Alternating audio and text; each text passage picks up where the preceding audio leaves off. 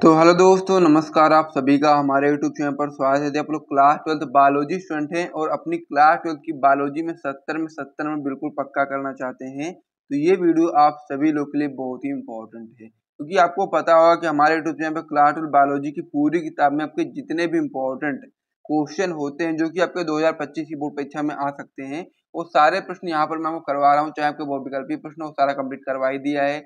चाहे आपके अति लघु उत्तरीय प्रश्न उसको भी सारा कंप्लीट करा दिया, चाहे आपका लघु उत्तरीय प्रश्न उसको भी सारा कंप्लीट करा दिया है, और चाहे आपके दीर्घ उत्तरीय प्रश्न इसको भी हम लोगों ने स्टार्ट किया है और अभी तक पार्ट नंबर 8 तक कर लिया है। आज के वीडियो का पार्ट नंबर 9 रहने वाला है। यहाँ पर मैं आपको क्वेश्चन भी करवाता हूँ, साथ ही में उसका उत्तर भी बताता हूँ कि किस क्वेश्चन में आपको कितना लिखना है, क्या लिखना है, कैसे लिखना है, सारी चीजें मैं आपको बताता हूँ। इसलिए वीडियो आप सभी लोग के लिए बहुत ही इंपॉर्टेंट हो जाती है। तो आप लोग वीडियो को जल्दी से लाइक कर दिए, चैनल को भी सब्सक्राइब कर दिए। फिर हम वीडियो में आगे बढ़ते हैं और पार्ट नंबर 9 में जो आज हम लोग इंपॉर्टेंट क्वेश्चन करने वाले हैं उसको देखना शुरू करते हैं। सबसे पहले आप लोग क्या करोगे, वीडियो को लाइक और चैनल को सब्सक्राइब करने के साथ में वीडियो को अपने दोस्तों के साथ शेयर भी करेंगे। तो चलिए अब हम लोग पेज नंबर अगले पर बढ़ते हैं। पार्ट नंबर 9 में जो इंपॉर्टेंट क्वेश्चन करने वाले हैं आज की इस वीडियो में उसको देखना शुरू करते हैं। उससे पहले मैं आपको बता दूं कि यदि आपको इसी प्रकार से नोट्स वगैरह चाहिए तो आप लोग हमारा टॉप ग्रुप ज्वाइन कर सकते हैं। इसका चार्ज 499 रखा गया है। डिस्क्रिप्शन बॉक्स में आपको वहाँ व्हाट्सएप मिल जाएगा, वहां से आप लोग कॉन्टेक्ट करके व्हाट्सएप पर वहां पर आप सारी जानकारी ले सकते हो कि कैसे आप लोग टॉप ग्रुप को ज्वाइन कर सकते हैं। उसके अलावा यदि आप लोगों ने पुरानी वीडियोस को नहीं देखा तो उसे भी जरूर देख लीजिएगा, ताकि आप लोग अपनी तैयारी अच्छे तरीके से कर पाए। अब आज का जो हमारा इंपॉर्टेंट क्वेश्चन हो जाता है आपका हो जाता है कि मानव कल्याण के लिए सूक्ष्म जीवों के उपयोग का उदाहरण सहित वर्णन कीजिए। क्या क्वेश्चन है आपका, मानव कल्याण के लिए सूक्ष्म जीवों के उपयोग का उदाहरण सहित वर्णन करना है। यानी कि जो मानव कल्याण के लिए जो सूक्ष्म जीव होते हैं वो कितना उपयोगी होते हैं, कैसे उपयोगिता निभाते हैं मानव, कह सकते हो मानव के लिए, उसके बारे में आपको बताना है। ये भी आपका एक इम्पॉर्टेंट क्वेश्चन होता है, आपकी बोर्ड परीक्षा में आ सकता है। तो यहाँ पर आपको पता होना चाहिए कि मानव कल्याण में सूक्ष्म जीव किस प्रकार से उपयोगी होते हैं और किन किन चीजों में उपयोगी सिद्ध होते हैं, उनके बारे में आपको पता होना चाहिए। तभी जब भी आपके एग्जाम में क्वेश्चन आए तो आप लोग उसका उत्तर बता पाओ। तो सबसे पहले क्वेश्चन आप लोगों ने देख ही लिया है, अब इसका हम लोग आंसर करना शुरू करते हैं। उत्तर लिखने के बाद आप लोग लिखोगे कि सूक्ष्म जीव जो आपका होता है वो मानव कल्याण में निम्न प्रकार से सहायक होते हैं। यानी कि जो सूक्ष्म जीव होते हैं आपके मानव कल्याण में निम्न प्रकार से सहायक होते हैं। बहुत सारे पॉइंट यहाँ पर मैं आपको बताने वाला हूँ, जिसमें आप देखोगे कि जो आपका सूक्ष्म जीव होते हैं वो आपके मानव कल्याण के लिए कितना उपयोगी है या फिर उपयोगी आप बोल सकते हो कि है।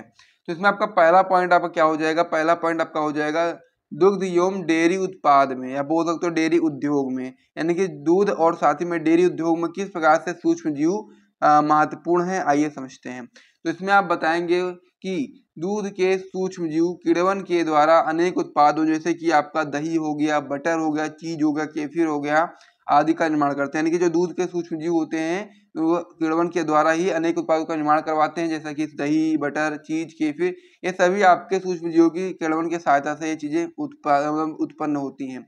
आगे आप इसमें बताएंगे कि जो आपका किण्वन होता है वो आपका लैक्टोबैसिलस जीवाणुओं के द्वारा किया जाता है। यानी कि जो किण्वन होता है किसके द्वारा किया जाता है, तो आप बताएंगे क्या, लैक्टोबैसिलस जीवाणुओं के द्वारा किया जाता है। आगे आप इसमें बताओगे, क्या बताओगे आप लोग आगे, इसमें आगे बताओगे कि ये जीवाणु दूध में उपस्थित लैक्टोज शर्करा को लैक्टिक अम्ल में परिवर्तित कर देते हैं। यानी जो आपका ये जो सूक्ष्म जीव होते हैं ये आपके दूध में उपस्थित जो आपका लैक्टोज शर्करा होता है उसको आपका लैक्टिक अम्ल में परिवर्तित करने का कार्य करते हैं। आगे आप इसमें क्या बताओगे कि दूध क्रीम का उत्पादन स्ट्रेप्टोकोकस कीमोरिस और या फिर आप लोग बोल सकते हो स्ट्रेप्टोकोकस लैक्टिस जीवाणु से होता है। तो यहाँ पर आप लोग देखेंगे कि दूध एवं डेयरी उद्योग में दूध एवं डेयरी उद्योग में किस प्रकार से सूक्ष्म जीव कितना इंपॉर्टेंट है, जो कि आपका दही, बटर, चीज, केफिर, क्रीम और अन्य प्रकार की चीजों को निर्माण करने में सहायता प्रदान करता है। तो ये आपका पहला पॉइंट हो गया, मतलब पहला टॉपिक हो गया जिसमें आपका बोल सकते हो आप लोग की सूक्ष्म जीव बहुत ही उपयोगी सिद्ध हुआ। तो पहला पॉइंट आप समझ गए दूध एवं डेयरी उद्योग में। अब दूसरी ओर हम लोग बढ़ते हैं।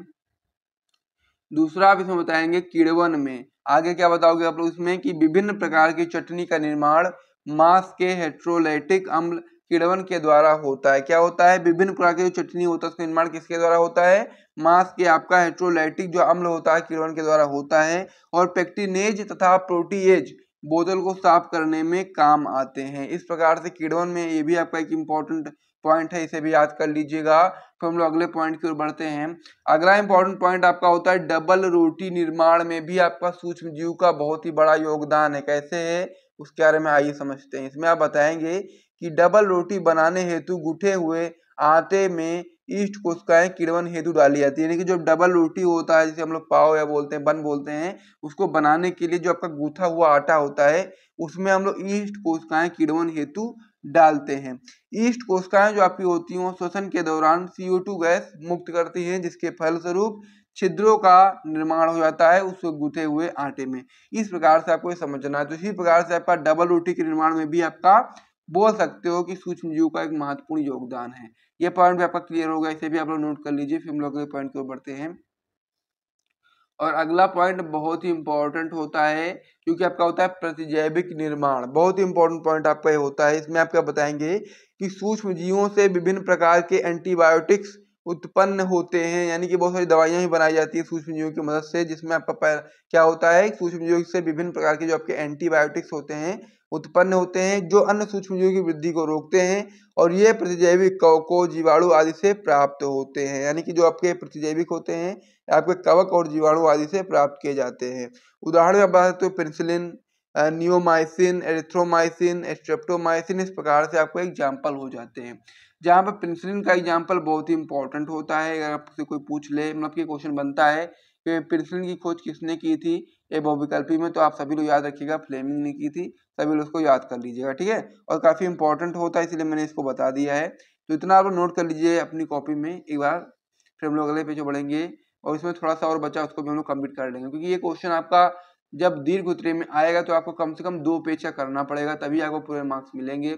अगर आप लोग आधा या 1 पेज करोगे तो फिर आपको पूरे मार्क्स नहीं मिल पाएंगे। तो इसीलिए बायोलॉजी थोड़ा सा ज़्यादा लिखोगे तो आपके लिए बेटर ही रहेगा।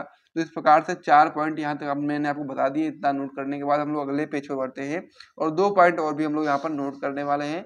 उससे पहले मैं आपको बता दूं कि यदि आप लोगों ने अभी तक वीडियो को लाइक नहीं किया तो लाइक जरूर कर दिया करें, ताकि इसी प्रकार की वीडियोस आपको लगातार मिलती रहे। चलिए अगले पेज पर हम लोग बढ़ जाते हैं। अब आपका इसमें अगला टॉपिक हो जाता है, आपका हो जाता है कृषि क्षेत्र में। अब कृषि क्षेत्र में भी आपका सूक्ष्म जीव इंपॉर्टेंट होता है। किस प्रकार से होता है आइए समझते हैं। इसमें आप बताएंगे कि विभिन्न सूक्ष्म जीवों का उपयोग जैव उर्वरक के रूप में किया जाता है। यानी कि विभिन्न प्रकार के सूक्ष्म जीवों को जो उपयोग होता है वो आपका जैव उर्वरक के रूप में भी किया जाता है।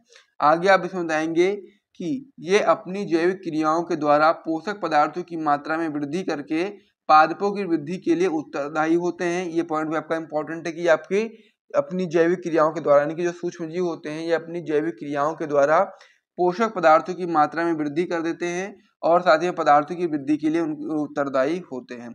आगे आप बताएंगे कि नाइट्रोजनी जैव उर्वरक आपका वायुमंडलीय नाइट्रोजन को स्थिरीकृत कर देते हैं, जो कि आपका पादपों द्वारा उपयोग की जाती है।